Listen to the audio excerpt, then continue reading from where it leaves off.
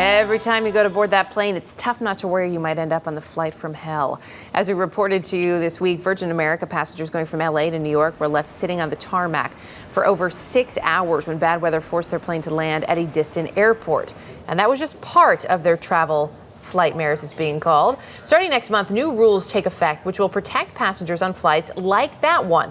CBS News travel editor Peter Greenberg is here to explain. And this has been a couple of years in the making. People really want passengers to have some rights. So what happens when this kicks in? Under the new rules, which kick in April 29th, if the airline doesn't take care of you after 2 hours, which means feed you, hydrate you, and after 3 hours, if you want to go back to the gate, they've got to go back to the gate, they could be liable to fines of up to $27,500 per passenger. Now, in the case of the Virgin America flight, if that had happened in April, that's a $3.2 million fine. Wow. And they can't make you, just to clarify too, they can't make you pay for that food that they have to give you in that 2 hour window, right? You're calling it food?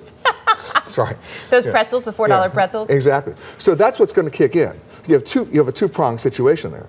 It's been going on for quite a while. It has been. So how effective is it going to be? Well, the airlines have already called out and said this is war. The president of Continental Airlines called it stupid. A number of airlines, American, JetBlue, and Delta, have asked for exemptions to the rule here at JFK, where they've closed one of the runways for repaving.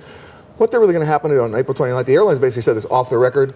If we see one drop of rain, one flake of snow, one thundercloud, we are going to preemptively and aggressively cancel our flights. So this could be a completely different kind of nightmare. For the airlines, too, there's no revenue. So here's what I think is going to happen.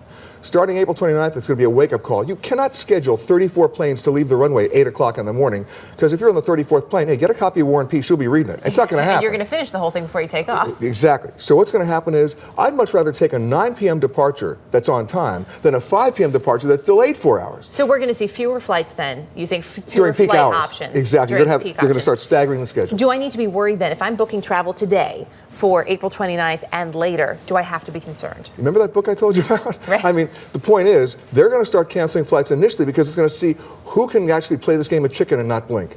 Because the airlines don't want to have to play this rule, because that's a $27,500 fine per passenger. So does this mean I really don't have a passenger bill of rights, Peter? No, you do. Remember what I said, they're going to have to start rescheduling their flights. Okay. That's the answer. We're just going to have to rethink the way we travel yet again. Yet again. Peter Greenberg, always good to have you with us. Thanks. A lot happens early on The Early Show, weekday mornings on CBS.